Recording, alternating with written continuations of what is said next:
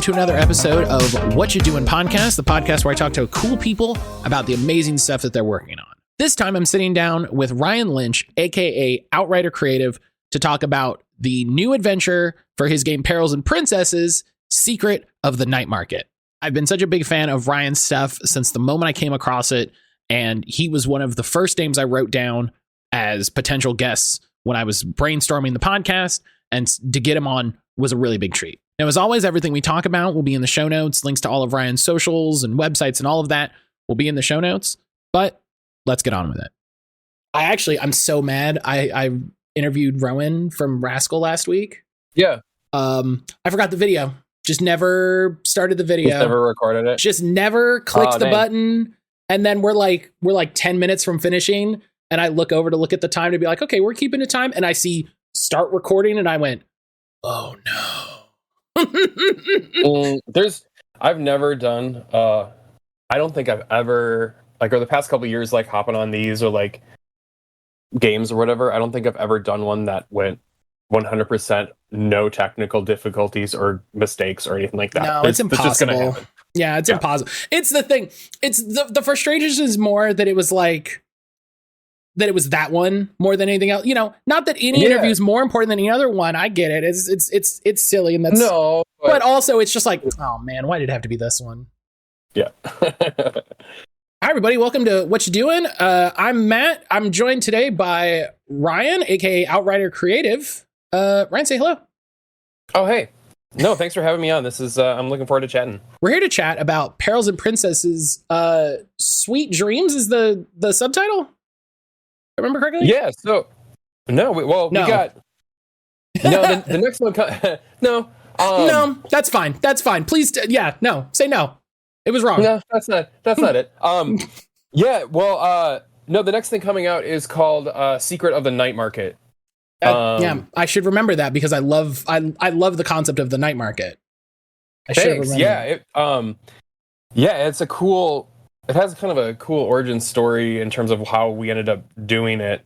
I mean, it's such a cool folklore and fantasy trope. But it actually came from our in-person Perils Princesses game that Sean, the editor of Perils Princesses, has been running. We just finished it up a year later. So we ran about 20 sessions. It's a lot. Yeah, it was a lot, especially for this game. We were side questing. We play short games too. We play like 2-hour sessions sometimes. That's fair. Yeah. Like, I think other people could do it quicker, but we're big proponents of like a short game. Mm-hmm. But yeah, early on he had this cool location. It was the night market. We like loved side questing there and like spent a couple sessions there. And he had said offhand like, hey, oh, maybe this one was pretty good. I'd be cool to like actually publish this someday. And I was, a while later, I was like, hey, you should like, let's do it. Like, we should just not, you were talking about it, but like someday could be today. Let's make it, I wonder if he did that around the time I did a playtest with him for something that still isn't available as far as I know.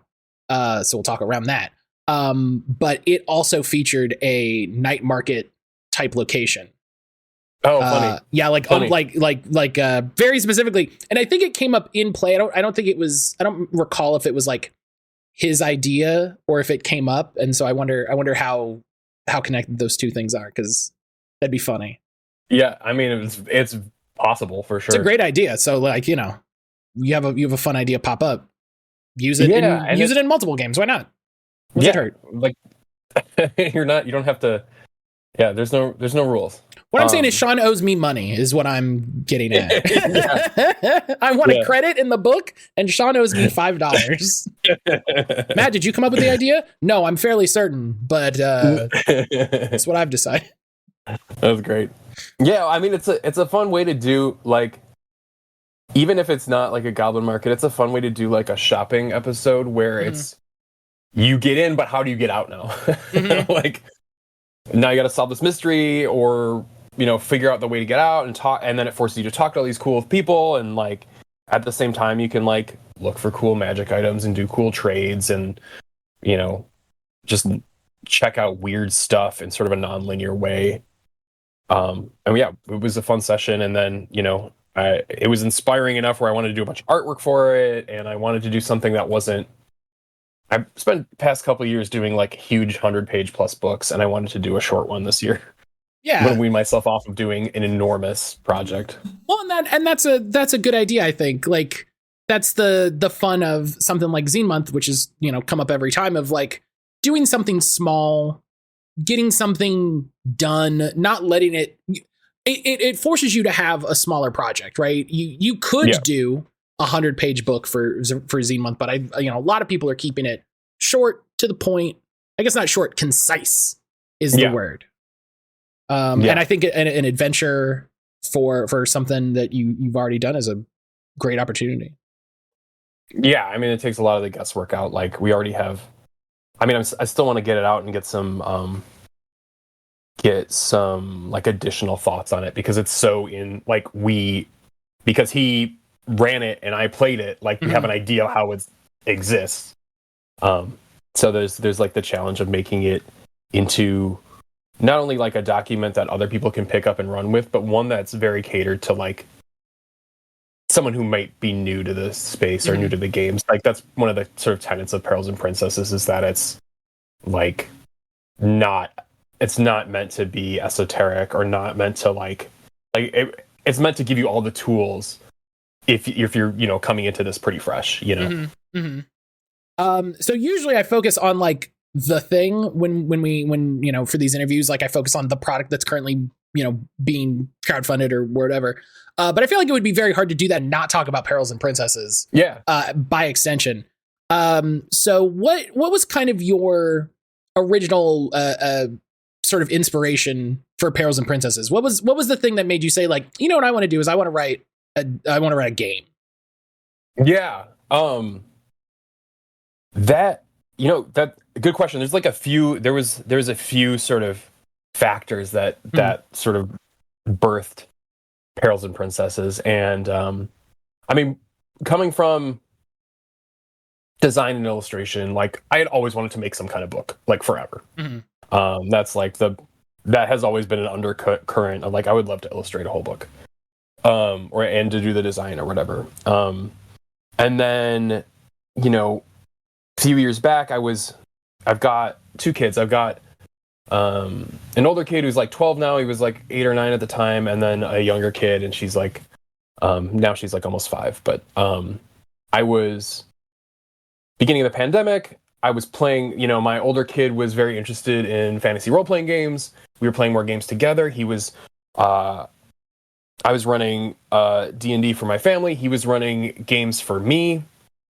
That's cute. I love that. Where he was the, and that's like his mind too. He always kind of, like, when he was little, would draw, basically like take a big piece of paper and draw out like a Super Metroid map, and have me like basically talk through how I would go through this map, and he would tell me all these things. Like, he like invented like a dungeon, like Metroid style dungeon crawl on his own. He called them like mazes. I love it. Incredible. So having him run D&D, and so mechanically and like in the spirit of how he liked to run games was a lot of like the mechanical inspiration. And so at the same time as doing that, I've always loved certain like the medieval Disney princess movies. I like that stuff a lot. And like a lot of the storybooks and the type of fantasy that I have always been interested in was a little bit different than like swords and sorcery adventures. It was a different, like, it was fairy tale fantasy, or like humble fantasy, or like low, like the stakes were different. And so I'm sitting there watching Moana for the 100th time with my littlest kid, and just started drawing, and just thinking about like, oh man, if Moana was in this game, what would she do, right? Like, what would be her skill set to get through an adventure? And I just started making tables, making like lists of tables, thinking about abilities, and just drawing like princesses with swords and stuff. So there was like, I was just doing all these things at once, and I was like, man, this would be a cool book. And I thought, at first I thought it was going to be like a short, like 20-page little thing. And then I just kept doing it. I was like, this idea is good. This idea is good. Let's do it justice. And then just kept going with it. So It's kind of been what I've been doing for the past like 3 years now. Yeah, it's a thing you've been working on for as long as I've known you. Like, yeah. I feel like very quickly after we met, I heard about you working on Perils and Princesses. I think it was a little bit before it was like finished and out. Probably, yeah, because that's when I started talking about a lot online and meeting more people online too. So, yeah, and I'll put it in the show notes as always. All the links to everything will be in the show notes. Ryan's TikTok, for as long as it exists, is fantastic.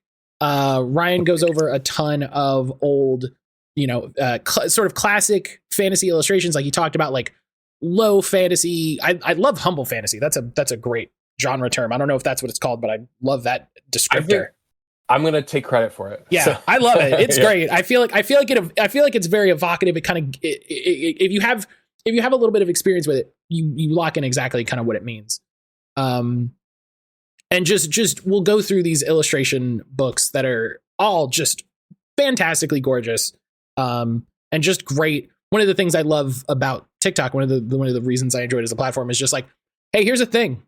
And someone will just tell you about a thing and you're like, oh, that's rad. That's cool. I didn't know about that thing. And now I know about that thing. Hell yeah. Oh yeah. And I try to bring a little bit of Reading Rainbow PBS energy when I try through TikTok. I'm like, there's enough people like yelling stuff. I'm just gonna like, check it out. It's a nice, it's a nice little like palette cleanser, where you're just like, look at this cool art that this person, and the thing that I appreciate that you do is it's not a thing that like I'm yelling about any specific TikTok, but it's a thing that just happens online. Is people will talk about things and they'll lose context, they'll lose details or whatever. And I always feel like you take a lot of pain to be like, this is the person that did it. This is when it came out. Here is the book. Here it is in context. Here it is in conversation with the rest of the work that it's in, as opposed to just stills or whatever. And I feel like that does a lot to grab your attention as a viewer. You're like, look at the book, and you're like, whoa, book. All right, what's going on here? We got this art. Yeah. And so I feel like I don't know if you do this intentionally, but I feel like it conveys a lot more meaning.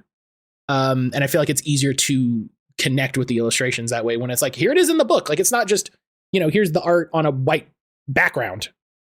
Yeah. Here it is on the page. I try not to show, like, sometimes I'll pull in like a screen cap, especially if it's an if I'm like referencing an animation or something I don't have. But yeah, basically what I started with my collection, and then as I qualified for the TikTok Creator Fund, you get like a couple bucks from doing that, and then I just buy more books. See, I love that. And then just do the next one. That's a good idea. I like that idea. You're like, all right, if listen, enough people like this one, then I'll do another one, and then yeah. That's like, all right, $20. That's it. I can get a used book. It's great. That's how like gaming people on YouTube do it. If you ever see a YouTube video where someone's like opening $10,000 of Pokemon cards, it's because the last couple videos they made $10,000, and that video will make them $10,000, and they'll do it again. Yeah, that makes sense. Makes sense. Yeah, but for me, it's my vice is just smelly old books with that are out of print. I think I have to admit, I think I drove up the price of a couple books just by doing it. Yeah, like sadly, there were ones where I was like, people commented, they're like, this book's like $100 everywhere online. I'm like, oh man, I got it like 6 months ago for $20, but then I talked about it, and if 5 people bought it, that's enough. Right. Yeah, so it's a bummer that's how it works. It's frustrating, especially like you said, especially with stuff that's out of print, that's like a little trickier to get a hold of. Which, boy, I got a lot of thoughts about how that works, but that's not what we're here to talk about. We're not here to talk about that. So you talked about playing TTRPGs with your kids and all of this. Did you design Perils and Princesses to be a kid's game, or is it a game with, this was a conversation I was having on stream with some other people. Would you consider it a kid's game or a game with a theme that is kid appropriate? I think Perils and Princesses is a good family game. Is how I usually describe it. I think the most fun, I played it with kids, I played it with adults. The most fun play tests I had were with a family. So it's not, Yeah, so I wouldn't say this is a kid's game. Like a lot of people sell it a lot. Like I've heard bookstores say it sells pretty well when they put it by kids, which is great. It's totally kid friendly. It's new player friendly. It's family friendly. But I mean, I think that's part of the appeal is that it's not too kiddie. Like it kind of skirts the line, which is not I don't know. It's not always the best marketing, right? Like you want to like find one target audience and like really hone in on it. But it's a family game. It's like a good intro. A lot of people say it's a great first role playing game for people or to introduce to people, because the concepts are pretty simple. It's familiar. It's a familiar genre to a lot of kids and grown-ups, and then I think that helps tie it together. And then just I think the tone, my catchphrase is gritty and pretty. I think it's got that fun. I think kids like scary stuff. I think grown-ups like it too. I think having it have that, it's whimsical, but at the same time it has some of those serious, like old school fairy tale, kids' first body horror experiences that it's an adventure game, so you're facing dangerous stuff. And you just have a different kind of toolbox than like the normal heroic fantasy toolbox. You've got, your humble magic, and you've got like your sort of your inner strength, and that's kind of how the fantasy stories that I grew up really reading and watching, and like even like Disney princess movies, like it's not even like The Hobbit, right? Like Sam and Frodo don't succeed because they're the toughest. They just they succeed because the power of friendship, basically. Right. So right. Yeah, and it's like you said, it was a discussion we were having talking about like video games. We were talking about like kids games versus video games that are appropriate for kids. And the big sort of decider that I came down on, like you said, like you said it doesn't feel too kiddie. And that for me is always kind of the thing is games that are designed for kids, adults wouldn't really play because they're not designed in a way to like captivate our attention in any way, you know? And there are things that are appropriate that would be appropriate for kids, but are not inherently designed for them. It's just like, like it works. It's, it's fine. There's not anything overly questionable in it, kind of on its face. I think that's a good way to describe it. I think it's definitely kid friendly and family friendly. It's not really designed specifically, with kids, because I tested with kids and families and adults. It makes me think, what game did I play? We got the Switch game, the Princess Peach Showtime on Nintendo Switch, which I think is a kid's game. I got a kick out of it, but man, I think if I was just me or just my older kid playing it, we would have been like through it and done with it pretty quick. But man, my 4-year-old loves it. So like when you see bad reviews for it, I'm like, that's not for you, dude. That's like, like, and that's the thing is sometimes you just have to, especially I feel like for kids stuff, I feel like it's just like you as an adult are just not gonna find the same thing. Right. And I think it's a thing I've seen come up a lot the last few years for TTRPGs is like people trying to make stuff explicitly for kids or more explicitly targeted to kids, more of the way of like kids also want to play games, kids also, want things that aren't, I don't know what I would get for my child, if I was a parent, if they were, like I have a nephew who's 5 right now. And so you talked about like your son, like drawing all of these maps. He plays games with his dad where he just imagines that they're having like wars, like they're two countries basically having battles. And so he will just come up with infinite permutations of orcs doing things because they watch Lord of the Rings. And so it's like, like kids like imagining, kids like playing. Okay, cool. I'm shocked it took us this long for someone to be like, what we should do? So we should get a game for kids. Right. Just sell it to them. Yeah. And And so like I think it's part of what is interesting about Perils and Princesses, I think overall is, like you said, it's been described as a family game. I like the idea of it being a family night game more than, oh, it's a kid's game that you give to the kids and, you know, they do whatever they want. Yeah, I mean, I just have a couple playtests in particular pretty early on where it clicked like what the game was about, you know.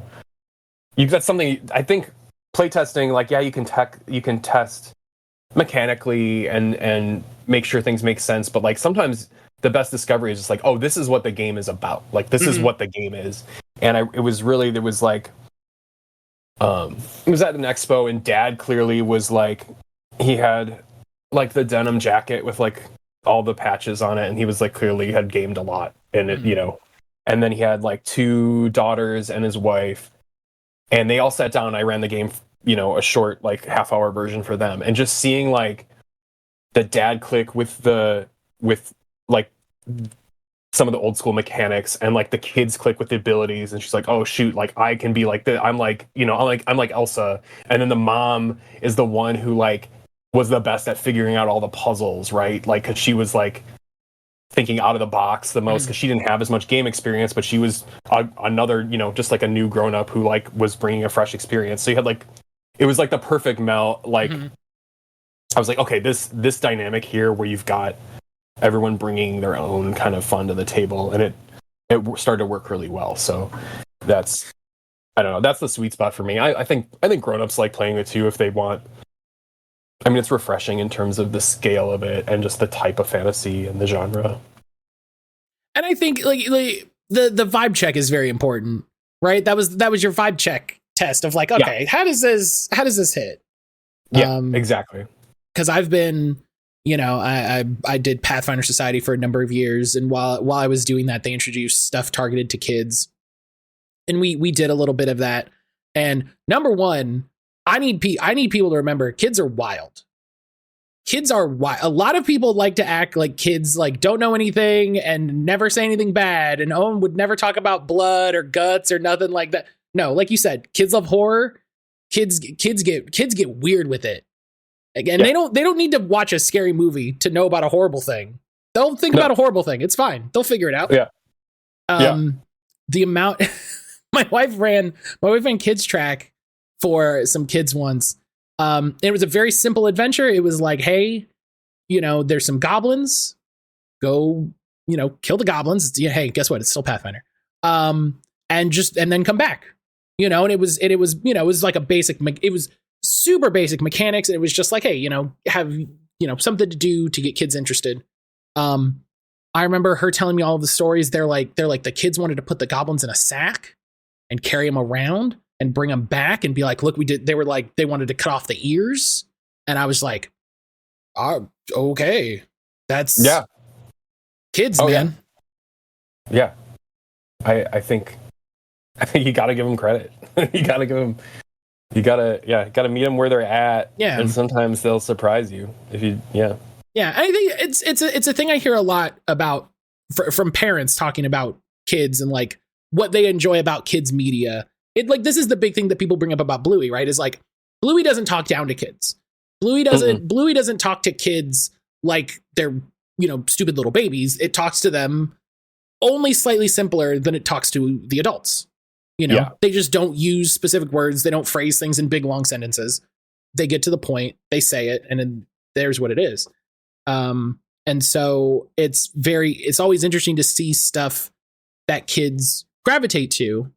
And I imagine as a parent, that's just like a constant thing of, what do we get the kids? What do the kids do? What can the kid, you know? And it's always changing as they're growing. So, yeah. And I mean, my like parenting thing is I don't want to, like, I never want to shut them down if they're interested in something, you know, unless it's harmful, right? Sure. They want to play in traffic. You're like, well, he wants what he wants. No. Yeah. No, it's like my daughter last night. She saw on Roku there was like an ad for the Super Bowl, and we don't watch football. But she was like, what's that all about? And I was like, explain, like, hey, you know, this is a football game, and everyone, a lot of people watch it, and some people like the game, and some people just like hanging out and eating snacks, and some people like cheering. And she's like, "Okay, let's do it. Let's watch this." I was like, "Okay, I want to watch." I love the response. Let's do it. Like, yeah, That's she great. was like, "Are we gonna watch football now?" I was like, "Well, I wasn't planning on it, but I got some chicken wings, and we can eat some chicken wings and watch this game for 10 minutes." And she was like, "I'm cheering for this team." Like, she just likes the drama. She likes drama. She likes the energy about it. I was like, "Yeah, why not? All right." I love that. That's so. I just love it. Shut you down. Yeah. Yeah, my nephew is almost that old. I'm very excited for him to be, just old enough where like he sees the thing and he's like, "What's that?" I mean, he's that now, but he doesn't. As far as I last hung out, he's not at the point where he's like, "What's that?" and then listens for a response.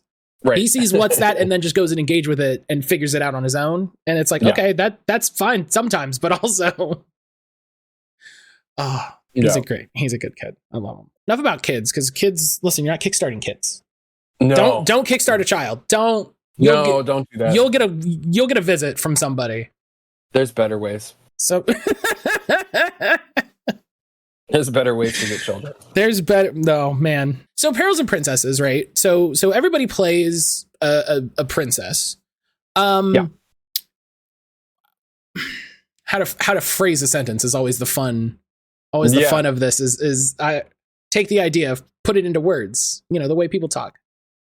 What was your process for sort of coming up with, I guess in a way to describe so many systems, like the power fantasy of a princess adventurer, princesses have gifts and abilities and, the stats and all that. Like, how did you sort of set out to say, like, here's what a princess who has a sword and adventures across the countryside for, to make it short, is going to look like? Yeah, I think if it, a lot of it came from, right, I went to the source material for the genre, and I was like, taking what are magical things, what are these magical moments that happen, and like, let's just list them and then put them into categories. Because Rapunzel in the Disney movie Tangled, she does a few things. She's really acrobatic. She has all these like talents because she spends all this time in her castle. So she's like can paint and draw and sculpt and do pretty much anything. Mm-hmm. But like her main like magical thing is like her hair can heal, right? And so like I was just thinking about how many moments like this idea of like a healer is like a common like fantasy role-playing thing, but it's also like a common in like this like other fairy tale genre of something that heals. So like I was trying to think of like, okay, let's bring like the little bits of healing and put those in like a category, and then just think about other things like what are these abilities that might not seem, they're not like power fantasy abilities, but they're like feel something that in the right context feels incredibly magical. Mm-hmm. So the moment in the fact that Snow White can sing a song and then all the woodland animals from the forest come and help her finish this task, that is cute and cool. Mm-hmm. But what if that helped you save your life? What if your ability to like call upon the woodland creatures, that is incredibly like in Dungeons and Dragons, that's like a level 2 spell or whatever to summon like whatever, but in the right context, that is an incredible magical feat and is really exciting and fun. So it's just like finding those like fictional moments and then taking them out of like recontextualizing them and category, trying to put them in different categories where this makes sense for like one thematic gift that could go like a path you could go down. Yeah, it makes sense because it's like, okay, here's how Snow White uses it when she's just, living with some dwarves doing the laundry. How might she utilize that if, she had to go, do a quest, like stop a dragon or whatever, That's not a thing that you would just rest on your laurels and be like, well, I guess I just call woodland creatures to help with laundry. You'd be like, well, can they lift stuff? Can they move stuff? Can we? So, yeah, I like that. And then it kind of brings it like, I don't know. And it kind of like is in the spirit of that kind of open-ended problem solving style of play is like, and that's another thing to bring it back to kids is I think kids, because they're not as familiar with media, sometimes games designed for kids almost assume that they are, and when they're not. Mm-hmm. So, right, they don't, like, if it's too open-ended and like, oh, this kid you can do anything, like, what's good for the story? What story do you want to tell? Kids might not be that media literate to know, like, the rise and fall of that. But kids can be very practical and literal and imaginative they're very creative in coming up with solutions with what they have in front of them. So I think that, like, that kind of concrete thing sets them up better, where it's like you can roll the dice and see how many animals from the forest come to help you. And I feel like that is like a good thing for a kid to like jump off from, or anybody, but like that kind of like, let's take this ability and what can you do with this, like, very like, like, rather than relying on them to come up with a dramatic moment. Right. Instead of just saying like, you have nature magic and allowing them to guess at what that means, just give them something slightly more concrete and slightly more limited, but more focused, and say, there you go. Yeah, exactly. Yeah. I think that's it's a fun idea to think of, like, watching all of those old Disney movies. I think people discount, like, you mentioning that, like, made me sort of think through, like, people discount, like, how much magic is in those movies in a way that isn't really magic in the way, you might think of if someone's like, name a movie that has someone doing magic in it. I doubt anybody would be like, oh yeah, Cinderella, Yeah. Like, maybe that's the most overt magic, but even then the magic is just like, nice dress. Yeah, exactly. But and think of how crazy cool that magic is. Like, she literally is like, yeah, those rats, boom, those are dudes. That pumpkin, boom, that's a carriage. Like, yeah. You're exactly right. And that kind of thinking is definitely what got me excited about writing the whole game, and then when you see those moments come, like, once you start playing with it and you have all these characters with these different moments pulled from that kind of fiction working together, man, it's a fun game to play, especially when, everything's interacting with each other. I think, Disney movies for sure, a lot of storybooks with those kind of, even like Lord of the Rings magic is a little bit more like fairy tale magic than say like D&D spellcasting stuff. Gandalf just being there makes everybody feel better. He's just there, and now everyone feels a little bit like more energized or whatever. It's like, it's less tangible or more subtle. Yeah, it's less, I'm going to cast this magic spell and summon this fireball. I think a lot of people, it's a thing. We just watched Lord of the Rings. My wife and I have a yearly thing we do called Hobbit Miss, where we'll watch the Lord of the Rings extended. It has to be the extended because we're, people of culture. And we will just plan a day of, tasty food, and just have a nice cozy day, nice relaxing day. And it's something I realized this most recent rewatch. A lot of moments newly stuck out to me. And a number of them are the moments of Gandalf. I remember, like, there's a big thread or whatever a long time ago that's like, here's like all of the magic that Gandalf does, and like, describes what he does in like D&D terms, right? It's something like Gandalf's a level 5 wizard, to show that like a lot of the stuff that he does is more intelligent than like powerful.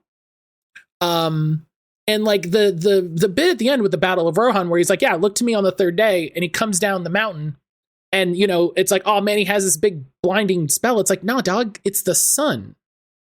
Like, he's riding in front of the sunrise, and is probably like magically amplifying it, right? It feels like a lot of the magic that Gandalf does is take what is existing and amplify it or enhance it, or suppress it, right? Hide it. But is a lot less the magic I think a lot of people think of with D&D, where it's like, he's not going to be like, yeah, I made a magic chair, or here's a big fireball, or lightning or whatever. And a lot of, like you said, a lot of the magic in Lord of the Rings is more subtle, more just it exists, you know, like so much of that magic around surrounding the elves is just like, yeah, it's just magic, dog. Like the rope, like, yeah, it unties itself. Why? Because it'd be cool. It'd be nice if like, oh yeah, my rope, cool, thanks, got my rope back. Yeah.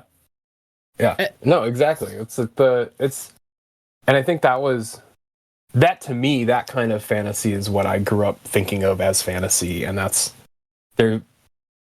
It was a genre kind of sweet spot that I really, really wanted to explore, and it was kind of I realized that was like the kind of game I like. Those kind of moments was what I was looking for when I like looking for different kind of D&D style adventures to play or characters to play, and it was like maybe I should just make my own game.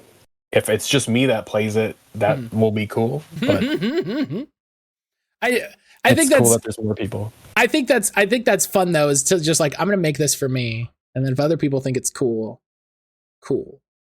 Yeah, I like that.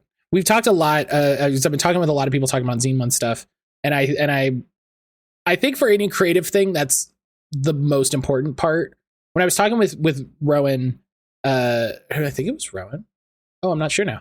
Somebody I was talking with, sorry, was like, yeah, like any creative endeavor, like you need to figure out what you want from it and then go for that. And then that's how you'll find fulfillment in it. And I think for a lot of creative endeavors like this, you know, pulling back to Zine Month, is like, I want to have made a thing.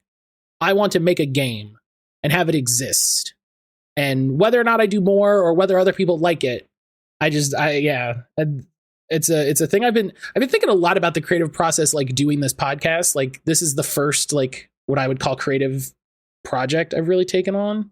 And it's been interesting all of the ways, like I think about it all the time. And I think about like, how do I make it interesting? How do I make it engaging? How do I phrase engaging questions and all of this? And I imagine it's very, very similar when you're writing a game. Like, how do I make, you know, engaging prompts, engaging abilities? How do I make a cool adventure? How do I make, you know, powers or whatever seem interesting, that, you know, you don't want to write a dud.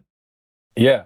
I mean, that's the thrill of it, right? Especially if it's something you can't stop thinking about. I love that feeling sometimes where it's just like, I'm so hyped about this thing that I'm working on and I can't stop thinking about it. That's gold. I love that feeling. Even though you lose sleep, you're just like, it gives you I always say, it gives your brain a nice place to rest. You know, that isn't, you know, it could go right to dread about the whole world. But if you've got like a creative endeavor just to let your brain, you know, roll around in, that's the good stuff. And then the important thing, I mean, you got to make something exist first. Make it exist first, and then make it good. Sometimes. Yeah, a thing everybody I've talked to has mentioned is just like, Riley, my last interview was really like specific about it. It was just like, get it done. You can go back to it. You know, just make it exist. Make it be there. Make it be done. Yeah. And you know, it's why I think, you know, I've said this before. Zine Month is great. This sort of idea of like intentionally limit yourself. Don't let it get too big. Don't let it be this big production. Boom. Yeah. Do this, be done. And then, you know, move on in the sense of it has been completed and you can, right. You know, you can wake up the next day and you don't have to think about it. You don't have to work on it because it's done. Yeah. And I mean, and even if your goal is to get good, you don't get better by making one perfect thing. You get better by iterating things. So yeah, it was some of the best advice I ever got in art school. Just keep making shit. Are you making stuff? Like, are you making stuff? What are you making? Just keep making stuff. Like, what are you doing? Are you making something? Well, you should be making, like, keep making something. Doesn't matter what, or if it's good. And I think that's everything. Like, any person that you see on social media that you like, respect what they like, when you're like, I like what this person does for any reason, whatever it is, for any reason, it's probably because that person has made 100 bad things.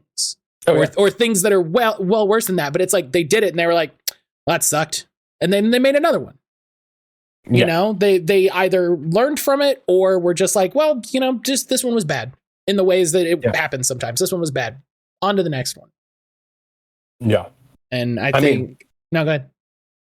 Oh, I was like, after playing Perils and Princesses for like 2 years, I've got a whole long list of stuff I want to change on it. But now I can't.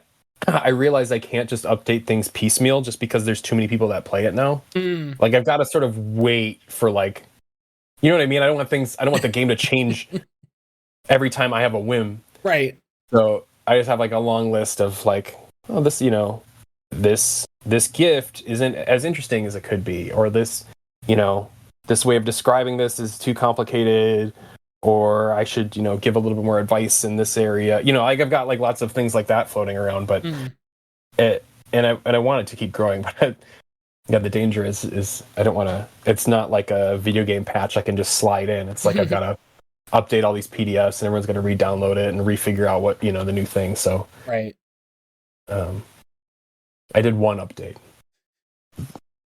I wish. I do wish. Here's just an advice. I'll speak out to the universe. I wish when they updated TTRPGs, they did patch notes like they do for video games. Yeah, just a little 1-page document that made it clear.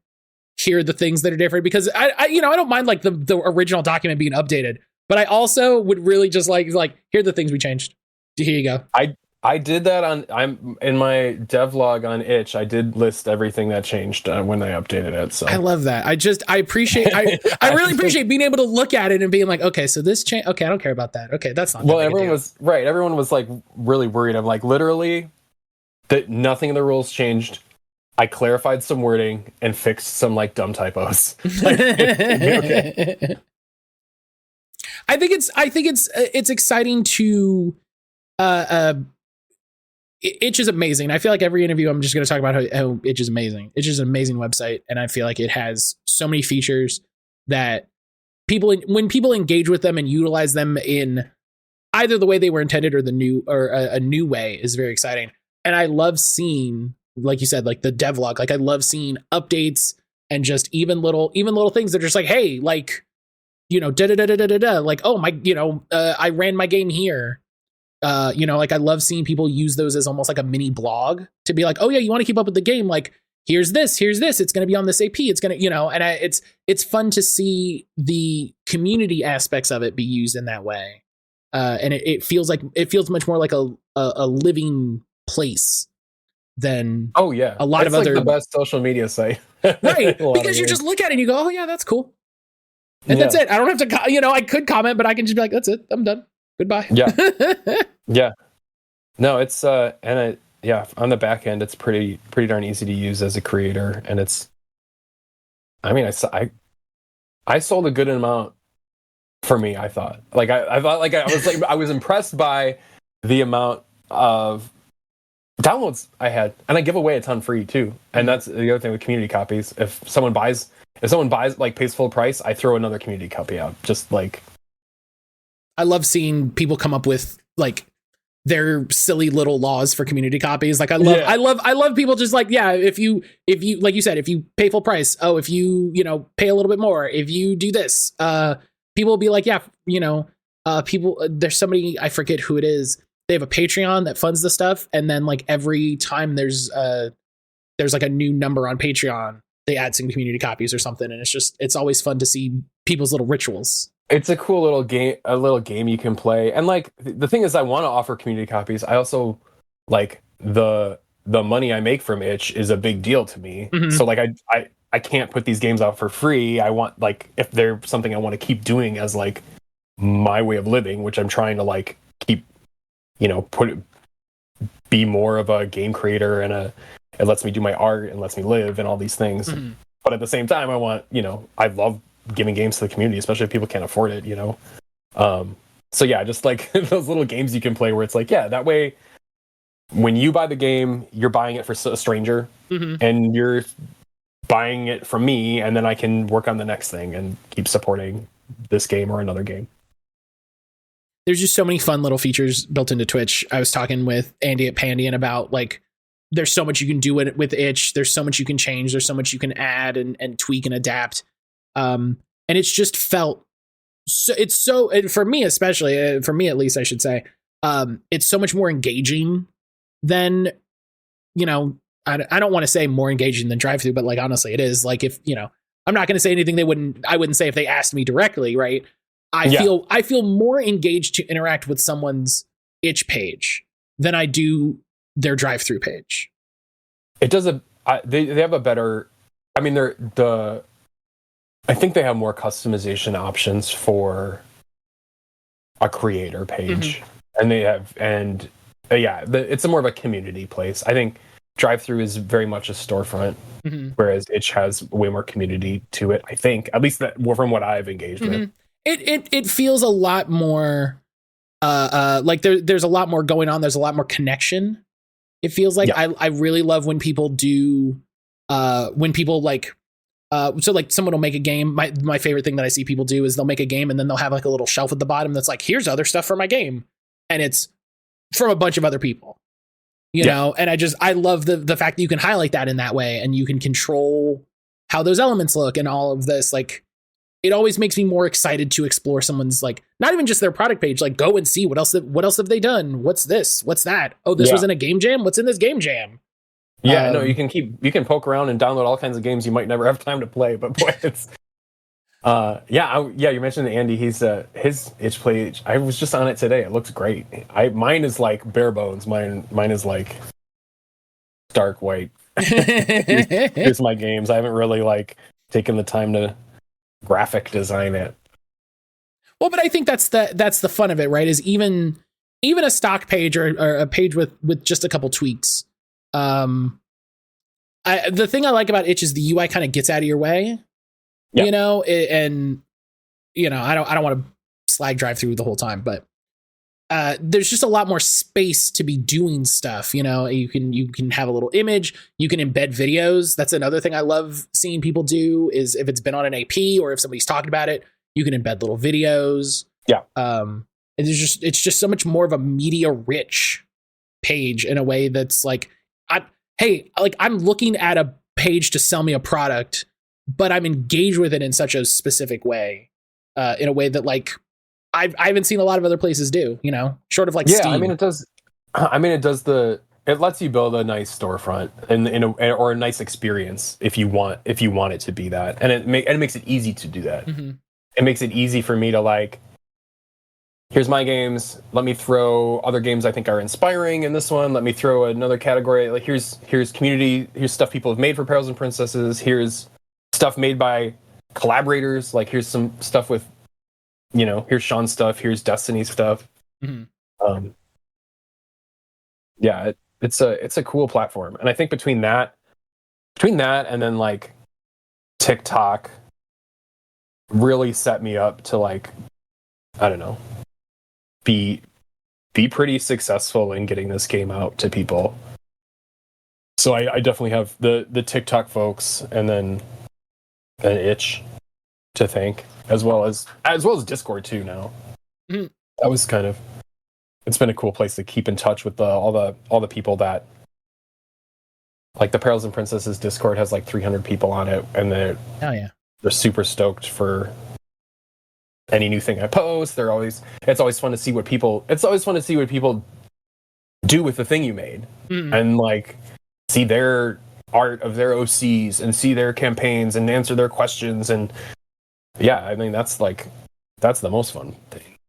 How many, so you mentioned you have all these changes. How many of those changes have come up because of, you know, something that somebody brought you where they're like, hey, such and such and such, and you're like, you know, I never thought about that. I never, and not in a bad way, like a weird, like power gamey way, but in a way that you're just like, oh yeah, I never considered those two things together. Oh yeah. I mean, I would say a lot of it's just from me playing so much more over the years, but there's no way.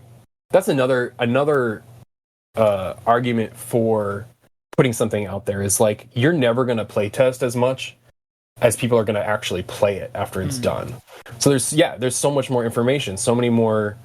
I mean, a lot of it was people noticing things or like being really confused. You know, some of it was stuff that like you're so close to it, you don't realize that it's something's confusing the way you've written it.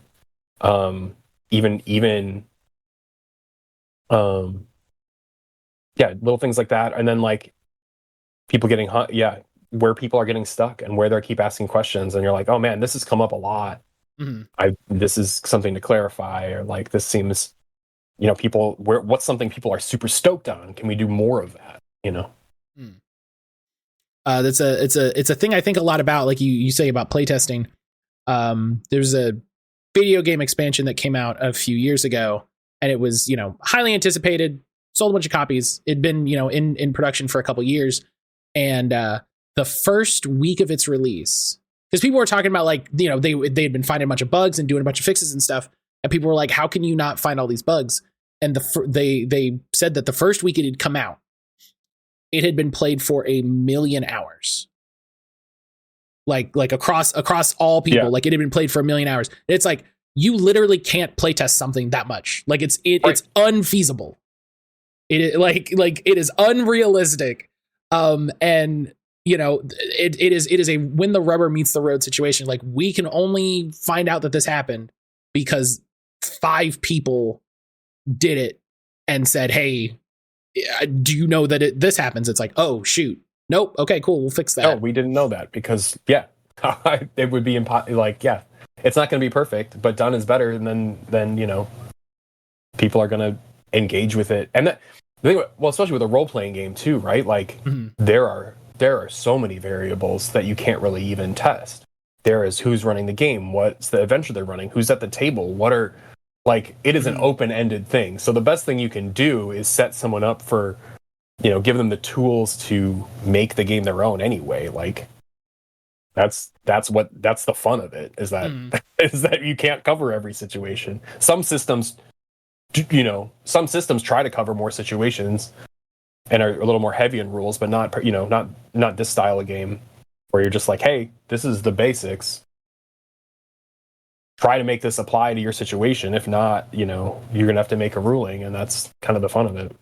I do like games. I find myself more enamored with games that are like, yeah, here are the rules, and then if something comes up, I don't know, you'll figure it out. I believe in you. I love games that end with like you got it, sport. Like you'll figure it out. Yeah, and I try to give that kind of guidance for this. There's like basically one rule, right? Like if there's a risk of failure, you have to roll one of these 3 stats, and there's like, this is how magic works, and this is how, there's like this other mechanic called heart dice that you kind of give of yourself to help other people with their rolls, and so there's like kind of like 3 rules in the game. And just keep rolling. Like it's like, use that and apply that the best you can. Stuff's gonna come up that it's open-ended. But yeah, I try. The other advice I said is, you don't have to have all the answers as the game master, right? Like if you get stuck, take a break, figure it out, ask the table what they think, come to a consensus together. You don't have to be, you're still you're still playing a game with your friends. Like, figure it out. Yeah, I used to do that all the time as kids. Like, not even with role-playing games. You play a game and they're like, okay, wait, new rule. New rule. Wait, time out. New rule. You can't go past the tree. You can't shoot me with the laser because I have a shield. And you're like, no, but you can't have a shield. You got to recharge it. It's got to recharge. You can't just have infinite shield. Yeah, see, exactly. It's that energy. Yeah. You can still do that as a grown-up or with your family. Like, yeah. Yeah, there's so many like small bits of TTRPG advice that I've read or been told, that I feel like it's that fun thing of like, I don't feel like I've had a unique experience, but I feel like I've just like latched onto these like simple idioms more than like, I'm gonna follow the exact rules in the book. It's like, I'm gonna stick to these vibes. And then any game that I run, we're just gonna transpose these vibes, and that's served me pretty well.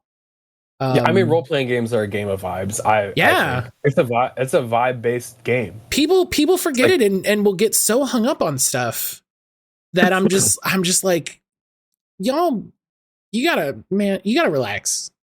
You're playing a game, Yeah.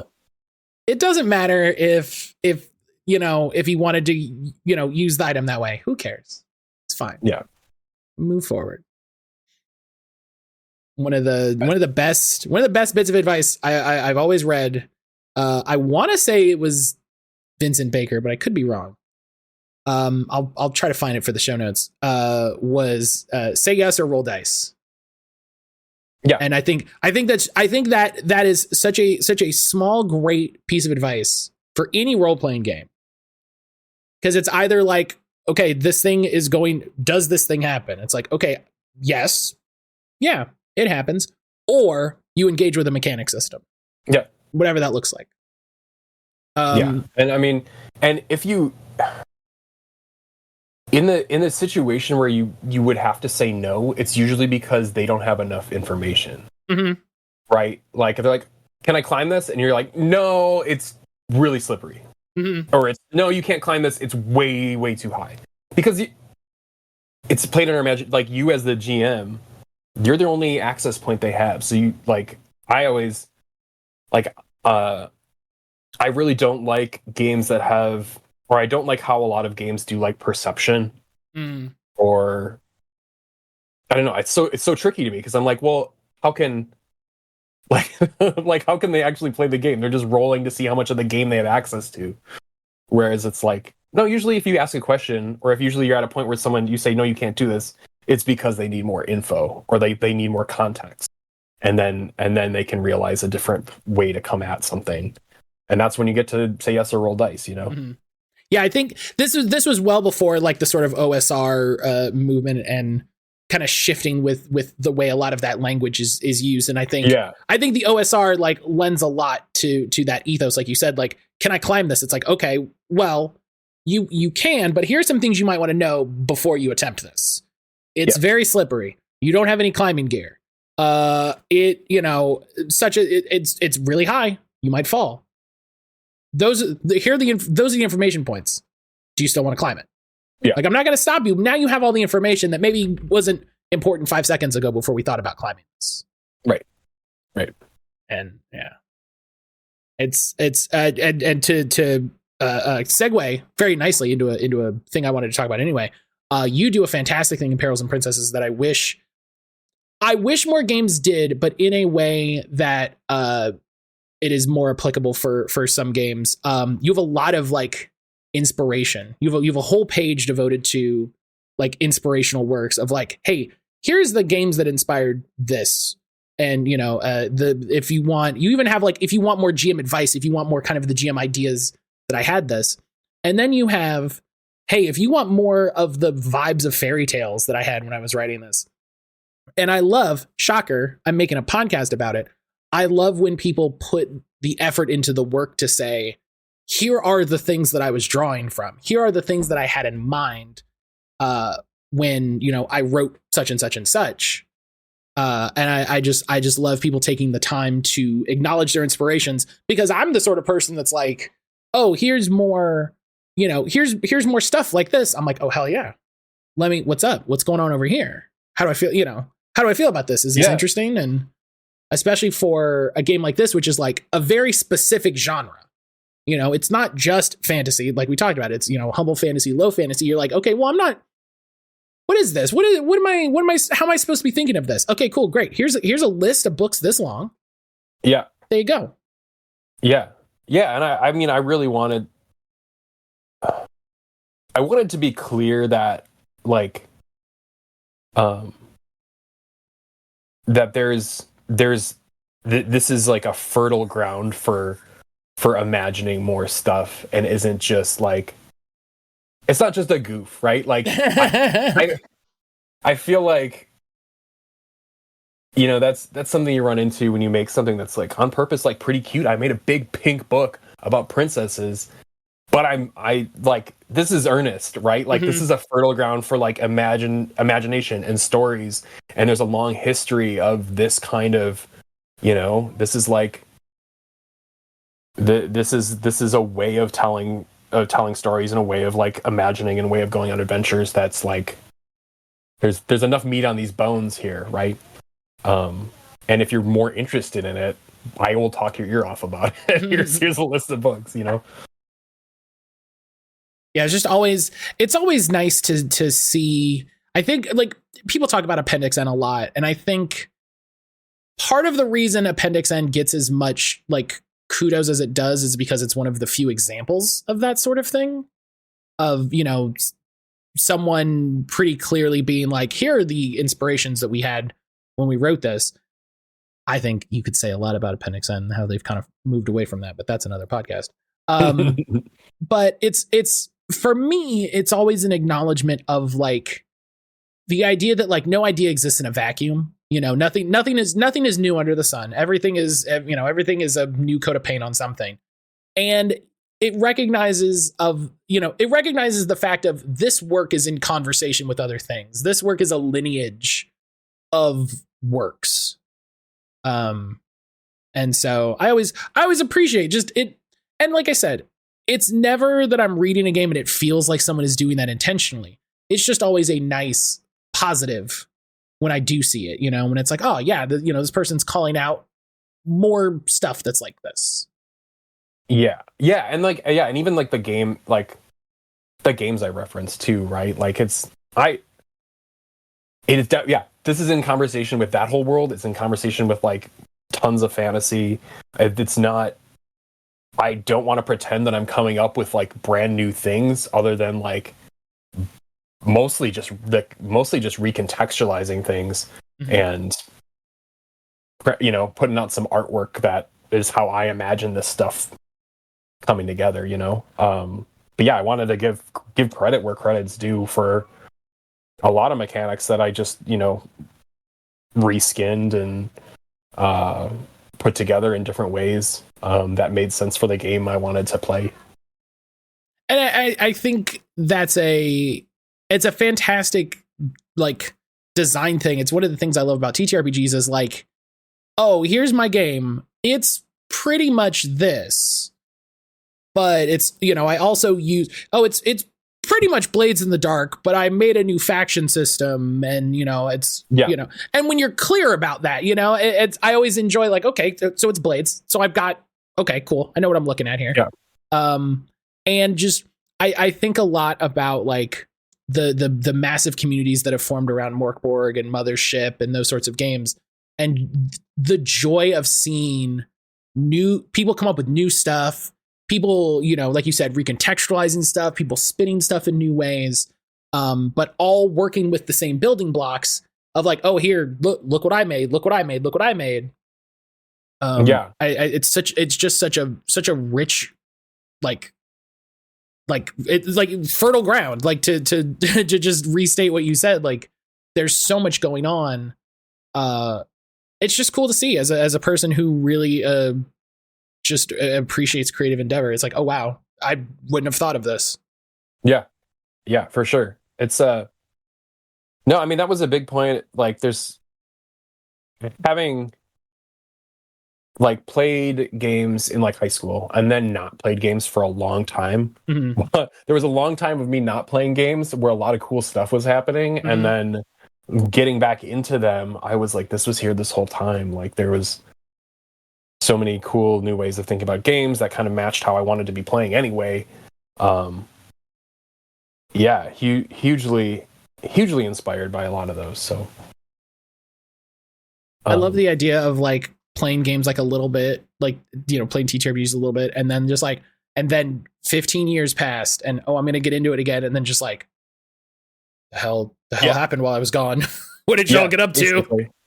Basically, and like, I mean, it's funny. I do how I played in like high school was very homebrewed and simplified anyway. Like that's how I like learned how to play, was like friend's older brother running game for us, and like, here's a blank piece of paper, this is your character sheet, write down these, you know, roll a dice, write these numbers, what are your abilities, here's like, like pick a couple abilities, and then if you level up you can pick a new one.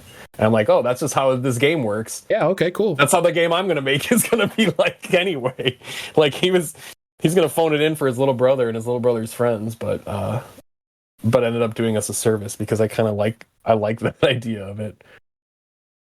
That's great. I like the idea of make this character if you level up. Yeah. Like listen, don't get too excited. If it happens, we'll worry about it. if we play this long enough before, yeah. So I'd be remiss if we didn't talk about the illustrations in this, particularly because you did the whole thing. You did the whole kit. You know, you did game design, illustrations, all of that.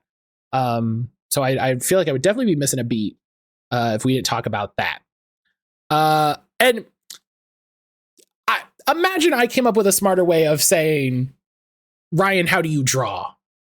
No, as a person, I've famously said, like, I'm bad at drawing. It's very difficult for me to go from an image in my head to an image on paper or whatever. You know what I mean? Transmitting that image to a new medium is very tricky for me. Yeah, again, I can't think of a better way to frame this than like, right, how draw, how do draw, pencil, how draw, like, man, that's a huge, that is, I know, right? It's like, question. It's not helpful as a question, like, Ryan, how do you draw? Like, what do you mean, how do I draw? How do you breathe? I got an Apple Pencil, that's how do I draw? Next question. How do you see? No, so I always I've been drawing forever, right? Like since I've always been drawing, and I went to school for drawing, and so that helps a lot. Saying you went to school for drawing feels like it's minimizing effort that you put into at school. No, but yeah, I mean that's so yeah.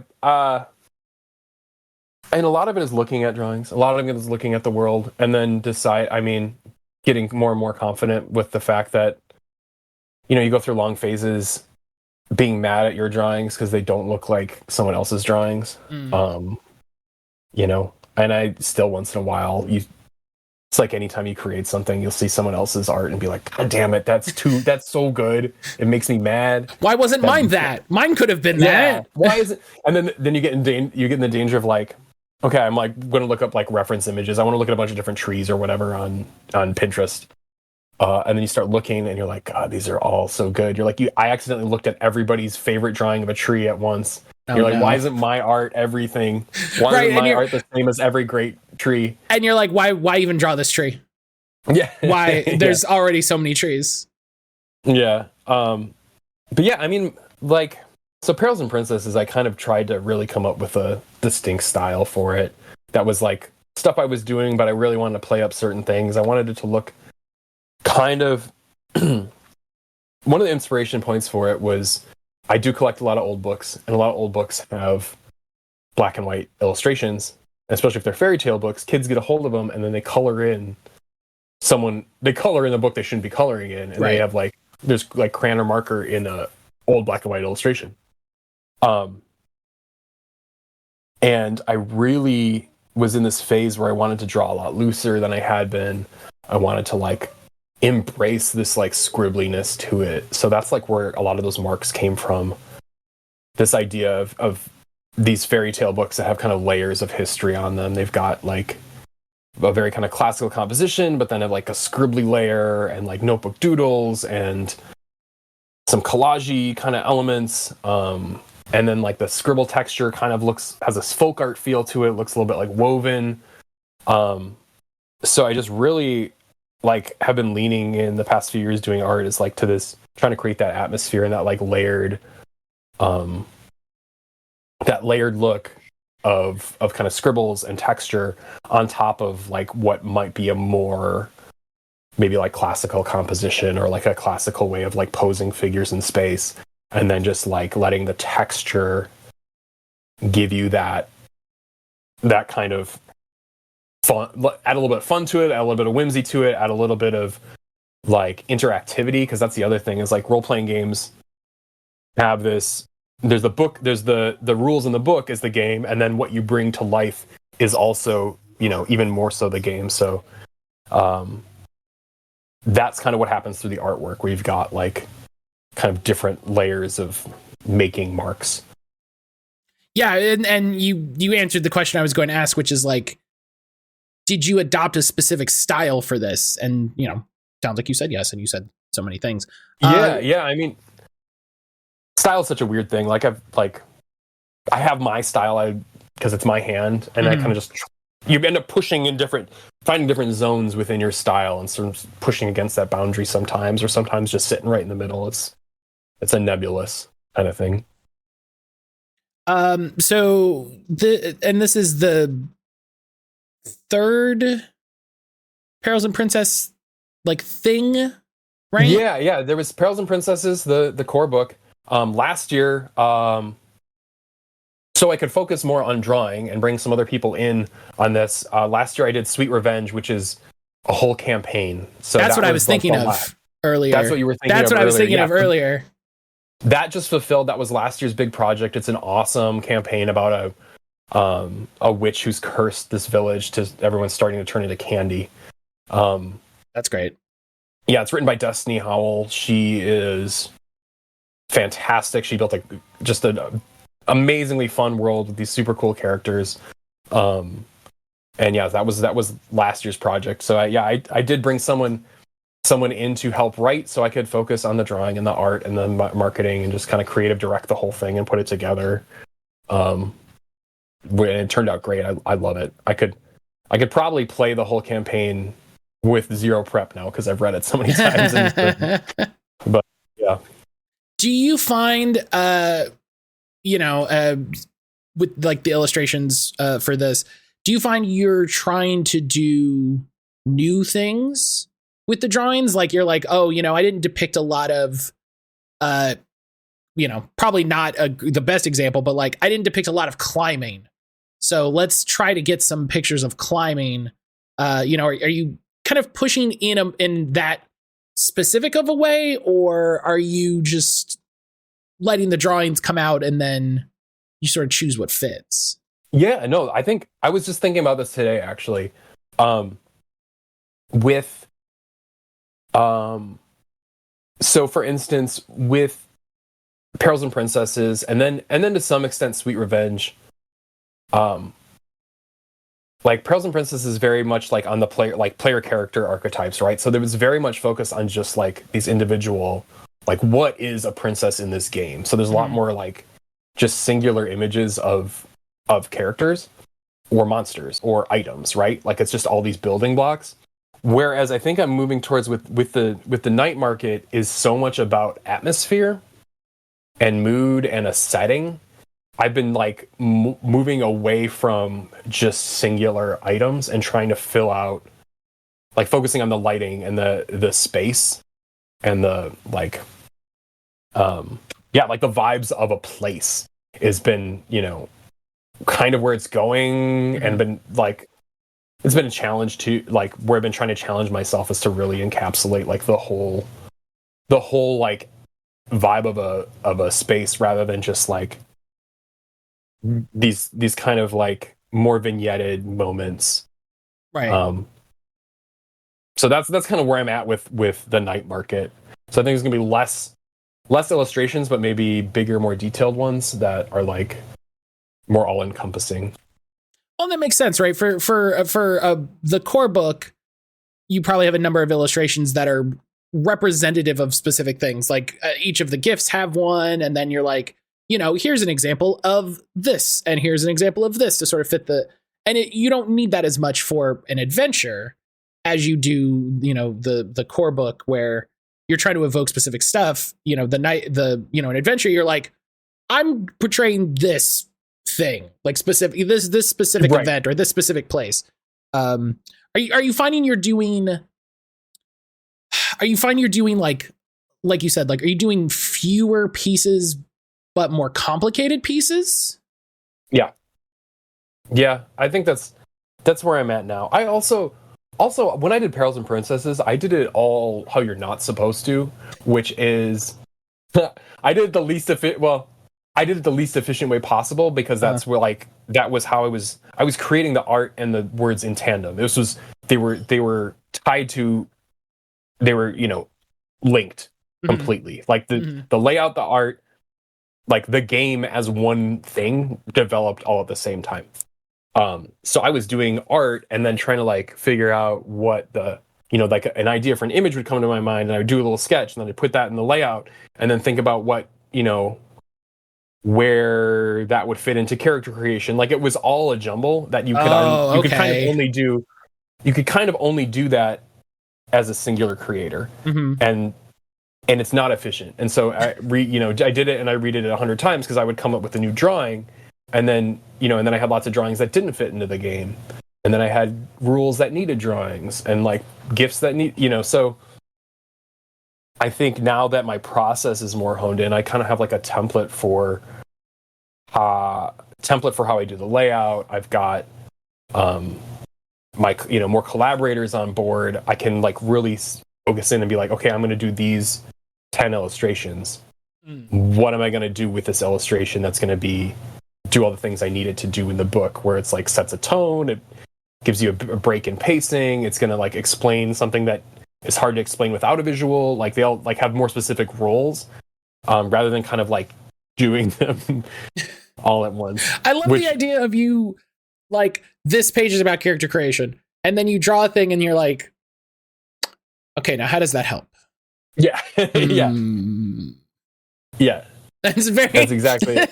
Yeah. That does sound like the most like just brain reactive, like I don't want to describe it as like ADHD, but just the most just like, all right, what's the next page? Character creation. What do we got? There's drawing. Roll 3d6 and just the whole time. Yeah, no, vibes first for sure. I mean, that was the fun of it, and I think I don't know. People laugh when people ask like, oh, what was your inspiration? And I'll throw out that like Mark Borg was one of my big inspirations. But from a terms of like what a game book can be, I was like, oh, like when I saw that's like one of those aha moments. It's like, oh, this can be anything I want. Like, it can be anything I want. It can look all right. Yeah. Why shouldn't I?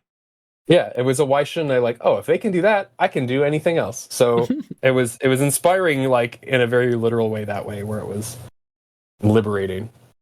I think that's not surprising. I think a big thing with the success of Morkborg and stuff is people looking at that and going, oh, yeah, it could look like that. There's nothing stopping me from doing that.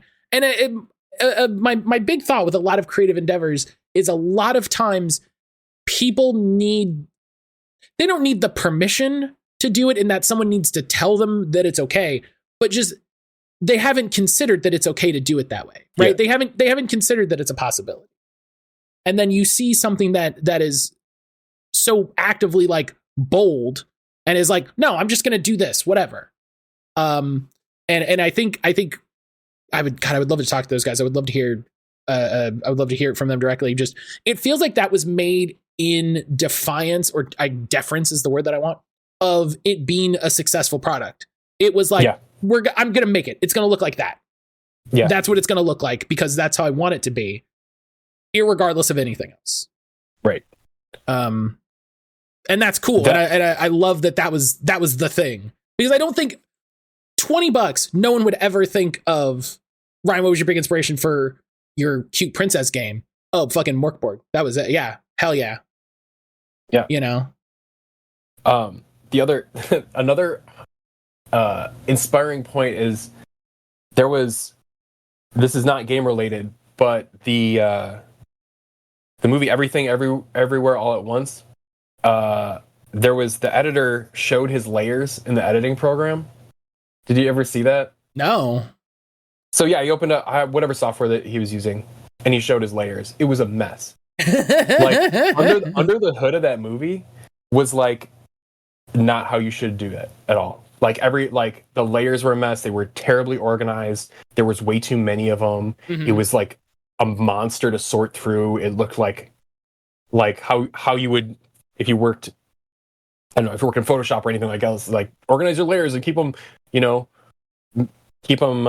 easy for other people to use. This thing was atrocious. And then he won like for best editing, right? So like I remember seeing that and being like, oh yeah, my process is gonna be messy on this game, and it's gonna be hard for anyone else to access it, at least for now, right? as I'm working more and more in it and bringing on more people to help and work with, it's getting more clear. But at the beginning, it was chaos, and that was another thing that gave me permission to be as chaotic as I felt like I wanted to be.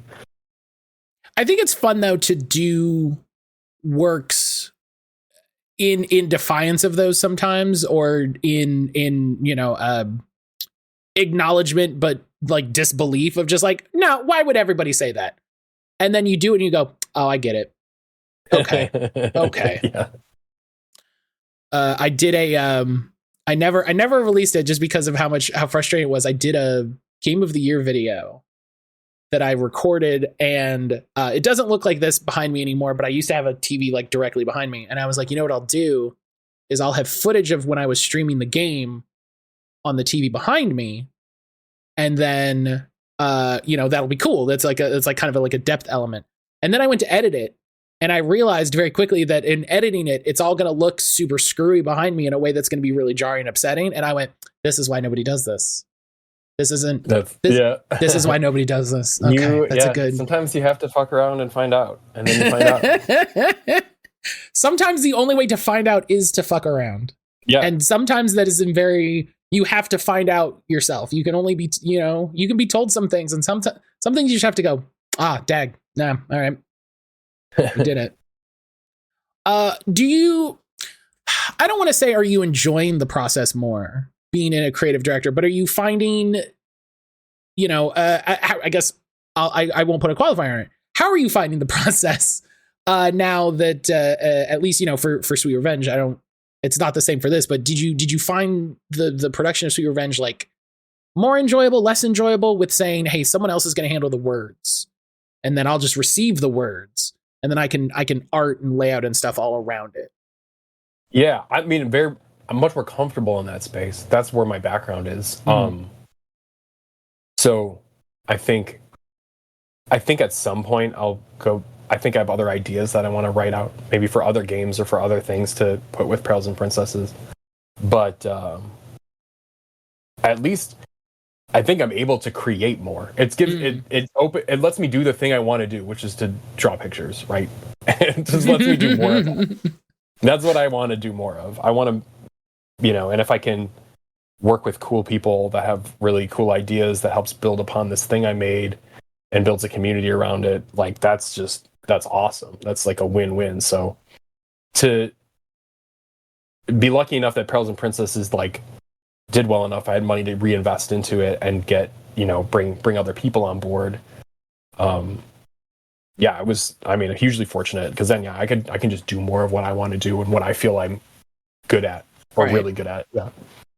How does your ostensibly for Night Market, what was kind of your process for this? Did you, I think we talked about this a little bit at the top, but to get into a little more in depth, did you just say, hey, Night Market is a cool idea, let's flesh this out to a whole adventure, whole campaign? Or, were you just like doodling fun stuff? Because then we talked about, Sean and the Night Market and all that. Were you just like doodling ideas and you were like, oh, hang on, we got something here? Yeah, I think, well, if you look at, this is one of my, I don't know if I posted on TikTok. I think maybe just Instagram. I posted my my character sheet for that campaign, and I wrote, I got one copy of Perils and Princesses that was like pretty badly damaged in the mail, or it was like miscut, like the whole top of it, like one big chunk was taken off the top. I was like, okay, this one's mine. Yeah, sure. And I'm gonna write in it. I'm gonna just take it. And so I'm always doodling when I'm doing anything or playing games specifically. So I had some doodles in there for sure. But yeah, that just started. I was like, Sean, just write it out. And then I started working on the cover while he was writing it. And then when I saw what he'd written, then I was like, okay, yeah, he sent me a draft, and I started roughing a layout, kind of seeing okay, where are the big illustrations going to be in this? Which are going to be the key ones? Let's figure it out. And so I've got a list now I'm kind of working through. Oh yeah. Yeah. I'm always, this is the next big question, so get ready for it. I've been thinking a lot lately about the relationship between specifically for TTRPGs, the relationship between like the game as text and the game as art, and then like the work as art. This popped up on Blue Sky. I saw a artist that I follow was talking about someone had reviewed a TTRPG that they had worked on and hadn't mentioned the art or credited them for it. And it was just kind of a basic lamentation of just like, sucks, right? Yeah. And it was interesting. I thought about that post for like a full day of the very strange like work that a TTRPG is, right? It's such a strange creature, because you could take all of the art out of a game and it wouldn't change. You know, it would still be the game. It would still be whatever it is.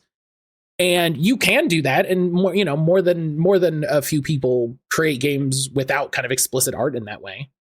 But it always feels like it's missing something. It always feels like it's I don't want to say incomplete, but it's like, there's not something there. But how I guess the long winding question is like, how important is that interaction between the game text and the art? And I think you're uniquely qualified to answer this, at least for the last couple of people I've been talking to, because it's all coming from the same place. Yeah, I mean, so it's funny. I was just on I was invited to speak on this panel for the American Library Association with a couple other illustrators who work on games who are way more just. I was punching way above my weight being in this room. It was an honor that I was even asked there. Hannah Templer, who did Thirsty Sword Lesbians. It was a stacked panel, and I was lucky enough to be there and listen to everybody and throw my couple cents in. But everyone, they were all big advocates of art and games because that's what they did. Mm-hmm. And one of the things we talk about is how the moment you pick up a role-playing book, you're interacting with the game. It's like a sense of like you're already playing. It's alone, but you are playing in a sense because you're reading and you're looking and you're imagining something that hasn't happened, and you're thinking about how you're going to play, and you're thinking about characters you might make or mm-hmm. how this might play out. Like you're playing, mm-hmm. right?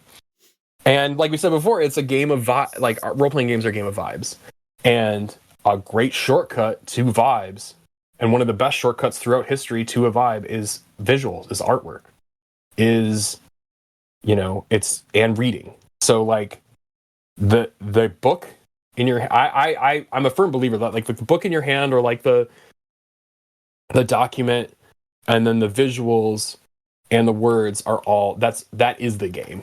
Mm-hmm. That is it. Like you could play Magic the Gathering if the cards were just text, but man, they have like it's the art. It's the art that makes like that's it. That's the part that like that's what takes it from being like a super technical, boring game into like an imaginative world that people like are super into. Mm-hmm. And like with any kind of role playing games, like they work, like you said, they can work without it and just be pen and paper and descriptions, and people, but I think people have different abilities or different ways in which they relate with something that's imaginary. And, some people can really relate through descriptions, and some people really want maps. And I think illustrations and visuals and maps are a great way to like get everybody on the same page immediately, especially for tone of something, mm-hmm. or for like what is this world that we're just talking about?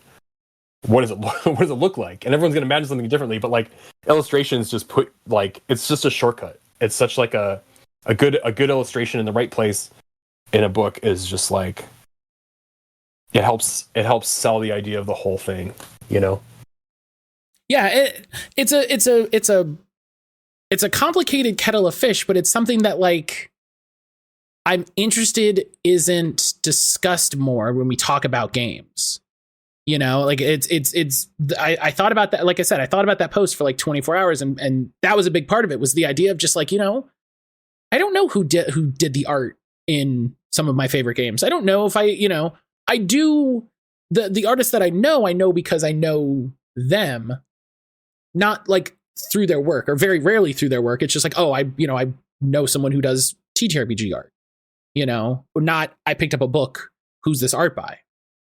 And so it was an interesting quandary of like, having a lot of thoughts about this one. And I think we can all agree, listen, the only bad art is AI art. So yeah, I don't even like to say those words all in one sentence. I try to say AI generated to be more clear, because I also think it's fair to be broader than just AI images, like AI text, AI video, AI whatever you got, whatever you're cooking up. My crusade when it comes to that is, we talked about this before, is how I always show the book, right? Mm-hmm. when I'm doing those things, is I will not get into any arguments about it. I will not even mention it. I am going to highlight artists, mm-hmm. whether they're old art or new or working artists or working creators. I'm just like not even that's the best way to be, though. I think is like, don't even give it the air of the argument. There's no argument. I'm not even gonna if someone, I'm just not, I'm not interested. I don't care. I don't want, that's not what I want to be talking about in the very least. So I don't even, right. I'm not like, if I'm not vocal about it, it's because I'm being very vocal about someone who's actually making art. Like, mm-hmm. I just don't even talk about it. Yeah. I've seen a lot of people, especially today. I don't know. Well, I do know what happened, but a lot of people today, very specifically in the video game space, were like, "Yeah, you guys are losers." Like, like in so many words, like, "You guys are losers." Yeah. Yeah. But yeah, no, I love. I think it's like I said, the connection between text and art is the thing that like makes a TTRPG book something special and something kind of it makes the work in art, the whole package. Yeah. And I think the interplay is very fun. Yeah, and that's why I love making them, and I love looking at them. I think it's just it just tickles your brain on so many levels, where it's like reading and art and imagining a game that hasn't existed yet, and then playing that game, and then thinking about the next game, and then it's just such mm-hmm. I don't know. It's a very all-encompassing multimedia sort of art form, which is really, I don't know, fun to engage with. I think that's why people like it, why I like it. Mm-hmm. So Ryan, wrapping up, I'll ask you, we got our last question. So this is the 3 question. Last question I ask everybody is 3 something. I came up with it for the first episode, and then every time we have an interview, I just come up with it during the show. As just like a fun thing to go out on. So Ryan, what are your 3 favorite non-Disney princesses? Ooh. Yeah. 3 favorite non-Disney princesses. This is a good question. Okay. And we can be loose with princesses. Yeah. No, I like that. First one that came to mind is Princess Islandwy from the Chronicles of Prydain, aka the Black Cauldron. I guess maybe she is a Disney princess because Disney did a version of the Black Cauldron. But I'm gonna say, but not really. Yeah, not non-Disney original. Like the people don't rush to Disney. Yeah. Yeah. No, I mean, like, yeah, the Prydain, the Book of 3, that whole series is awesome. She's got a cool history. She's got like a weird way of speaking. She's kind of like I don't know. I feel like J.K. Rowling ripped her off for Luna Lovegood. I think that was her name. Where she's like kind of like spacey. Has like a weird like these weird quirks of how she speaks, but she like really knows the score more than she's really the brains behind the whole operation, and keeps the main hero in check. She always keeps him in check. So that has to be like the first one on my list for sure. Sure. thinking about. Well, I mean, we talked about it before. I feel like Frodo is a princess. Frodo Baggins, Sure. for sure. I mean, his fairy godmother is Gandalf, obviously. He's got he does have a very specific Disney princess like arc of like things are going pretty chill. Things are all right. Yeah. Oh, big problem. Yep. Maybe bigger problem than I'm equipped to deal with, but you know what? I got the heart and I got to solve it. Yeah, and I mean, his whole thing is just being tough and tender the whole time. And yeah, power of friendship. I feel like Frodo, for sure, especially in the world of Perils and Princesses. Sure. Yeah. And then, which is the other one I should pick? People always struggle with the third one because you realize, like, this is the last one. This is the last. I know this is the last. Whoops! one. This is the last one. Oh boy. I cannot remember her name, the name of the character, but the book is called The Farthest Away Mountain by Lynn Reed Banks, and I mentioned it in one of the in the appendix of Perils of Princesses. Farthest Away Mountain, and that was a huge inspiration for the book. And I think it's a really this character goes on a quest. Yeah, it's Lynn Reed Banks did this. This is a fantasy one. I mean, she's mostly known for the Indian in the Cupboard series. Oh, okay. Read that one in school. Yeah, no, I remember. I don't know if I've ever read the book. I definitely saw the movie a few times. Yeah, but this one I think came out in the 70s, and it's very much this kind of like she wants to go on a quest to see what the deal with the Farthest Away Mountain is. She wants to meet a real life gargoyle, and she wants to marry a prince instead of all the like lousy villagers people want her to marry. And those are good goals, honestly. Those are solid. Yeah, she's like, I got to get out of town. I got to like. And just like on her own, and then she packs a couple things from her house, including some trinkets that end up being like big important things later. She and deals with all these perils on the way. It's very much was a huge inspiration for Perils and Princesses and how it worked. And it was just like one of my favorite fantasy books growing up. So, and I can't remember the name of the main character right now. But a very quick skim of the Wikipedia article does not reveal it. Oh, that's weird. I can grab it off my shelf really quick. It's just escaping me. Yeah, it's very funny. Is it Dakin or is that a different character? Oh yeah, no, it is. Okay.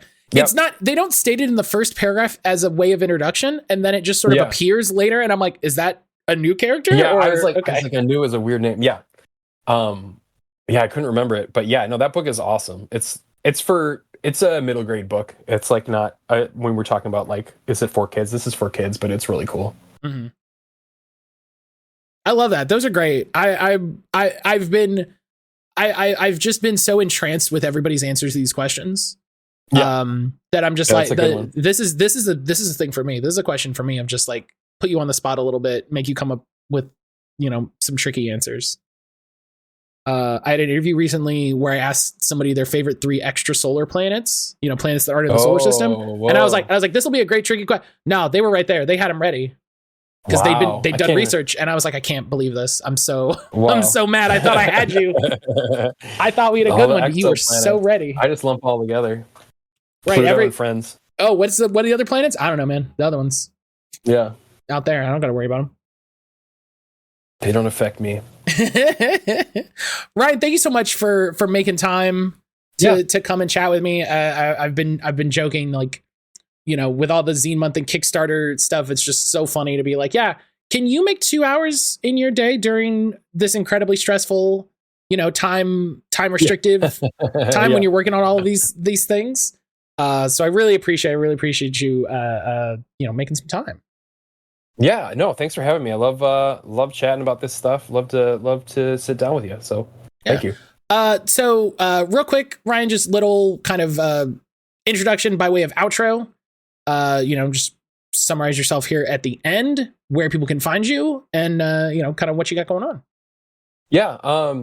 My name is Ryan Lynch. I go by Outrider Creative on the internet. I'm most active on, I've got too many social medias right now. So I'm Outrider Creative on TikTok and on the Instagram and on Blue Sky. Those are my big ones. But I made a game called Perils Princesses, and there's a new adventure called The Secret of the Night Market, which will be crowdfunding pretty soon. I'm excited to check it out. I need to, the next time we go to the game store, I'm definitely going to grab a copy of Perils of Princesses because it was there last time. I never feel like I can say thank you enough. As always, all the links to Ryan's stuff, everything that we talked about, everything we mentioned, it's going to be really fun to look up all these children's books. Will be linked in the show notes. So if you want to see any of the things that we talked about, click through, find all that out. That'll be linked in the show notes, all the links for the show, all that stuff. But that's been it. Ryan, say bye, everybody. Bye, everybody.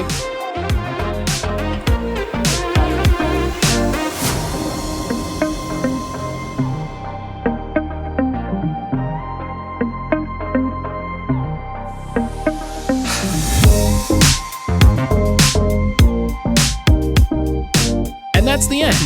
I want to thank Ryan so much for taking time to sit down and chat with me. I'm just such a big fan of the game and his work. It always blows me away. And I've said it every interview now. It always blows me away. People take time out of their day to sit down, talk to me about what they've got going on. They make time for my silly little jokes. And so it's always amazing. Like I said at the top, all the links to everything in the show notes, all the links to my socials, stuff for the show in the show notes, all of Ryan's stuff in the show notes. The show notes are great. I spend a little bit of time getting the show notes together, so I hope that they have been helpful to people. I hope someone has gone, what the hell are they talking about? And they go to the show notes and there's a link there. If there's a thing that's not in the show notes that we talk about that somehow I miss, either I don't realize it came up or I don't realize it needs to be talked about or any other changes or anything like that, feedback at mattcaulder. You can send me an email and you can say, hey, Matt, in this episode with Ryan, you talked about such and such and it wasn't in the show notes. And I think maybe it should be. And hey, I'll get that changed and that'll all get taken care of. Anything else, like I said, you want to tell me? Any other feedback, comments, questions, queries? I recently changed how the Patreon work. It is just a digital tip jar now. For $5 a month, you can support the show, help me pay for website and hosting costs, but nothing will be put behind a paywall. It started bugging me and I really sat down and thought about it. And I said, you know what? I'm just going to put it out so that people can enjoy it. So all audio, video, anything that comes out as part of this project, unless, things need it to be, will be available for free on Patreon, on the podcast feed, or on YouTube. A big thank you to anyone who supports the show. Telling your friends, rating would be great. And if you do support the Patreon, thank you so very much. I'm getting caught up on podcast interviews, which is good, but also stressful because it means I have to schedule more. So I'm going to go work on some of those. I hope you have a wonderful day, and I'll see you in the next one.